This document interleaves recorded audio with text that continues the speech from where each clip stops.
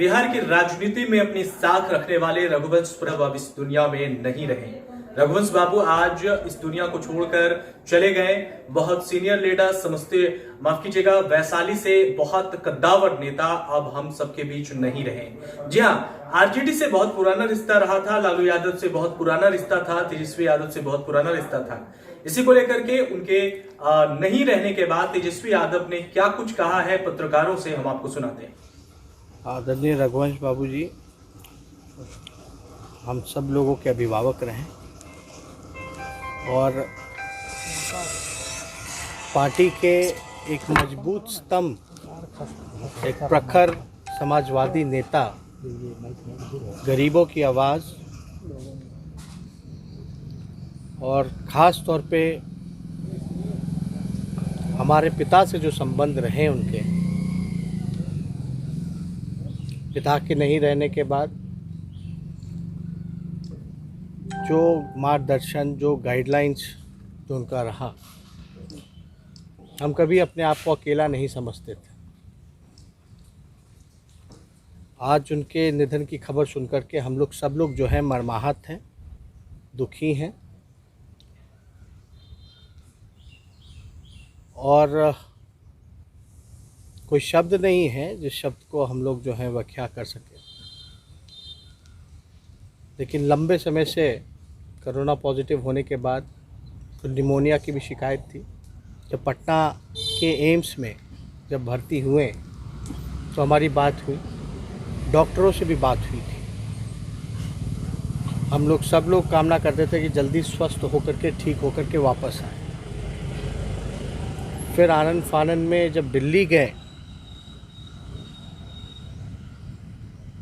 हमारी जब बात हुई, जब वो दिल्ली जिस दिन एम्स में एडमिट हुए उस दिन भी हमारी फ़ोन पे उनसे चर्चा हुई, बात हुई।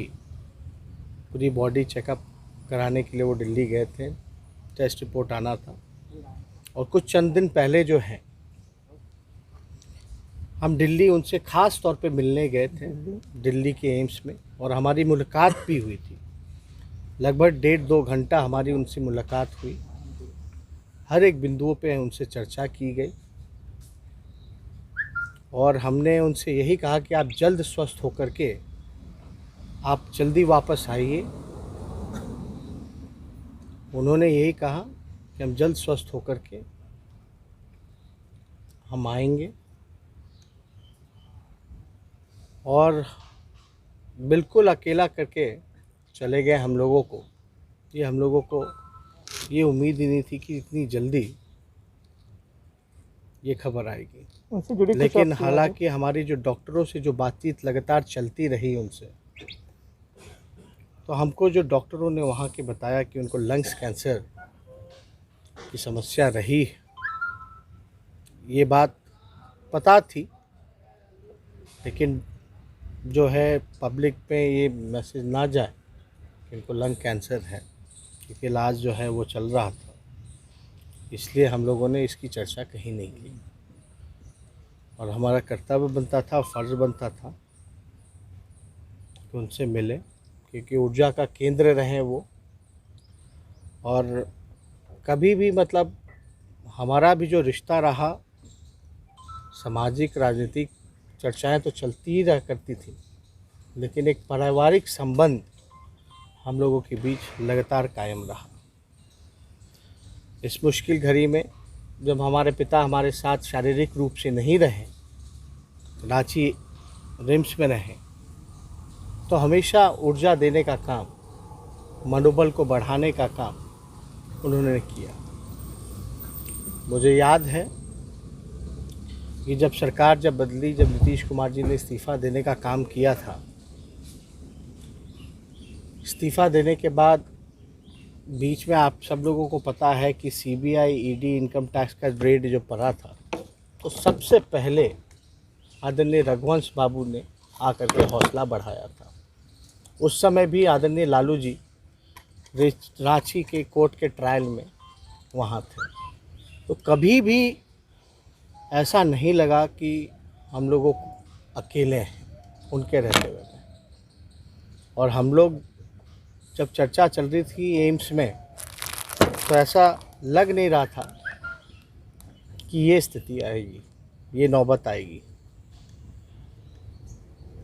बड़ा हौसला उस समय भी रात दिल्ली के एम्स में मेरा बुलंद किया, और उस समय भी कह रहे थे कि मैं आऊँगा और मिल कर के जो चुनौती संघर्ष करेंगे।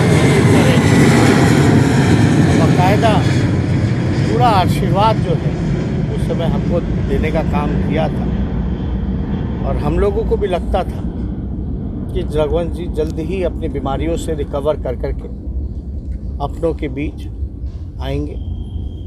आप लोग सब लोग जानते हैं कि उनका राजनीतिक अनुभव जो रहा है बड़ा लंबा रहा है।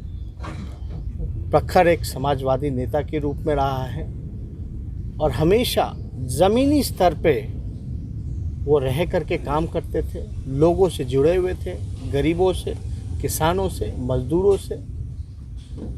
एक संघर्ष करने की जो ऊर्जा उनमें रही है वो हम लोग कभी भी इनकार नहीं कर सकते। उनसे काफ़ी कुछ हमको सीखने को मिला, इसलिए बड़ी दुख की बात है। अभी हमारे उनकी पुत्र से भी बात हुई, जब ये खबर न्यूज़ चैनलों में चल रहा था कि रघुवंश बाबू नहीं रहे, तो यकीन नहीं हो रहा था हमको। उनके पुत्र सत्यप्रकाश जी से हमारी बात हुई है, और इस बात को लेकर के सब लोग जो हैं मर्माहत हैं। तो इसमें को हम चाहेंगे कि उनकी आत्मा को जो है शांति मिले, और इस दुख की घड़ी में हम उनके परिजनों के साथ मजबूती के साथ खड़े हैं, और जो रघुवंश जी का जो सपना था उसको आगे ले जाने का हम लोग काम करेंगे। बहुत बहुत धन्यवाद।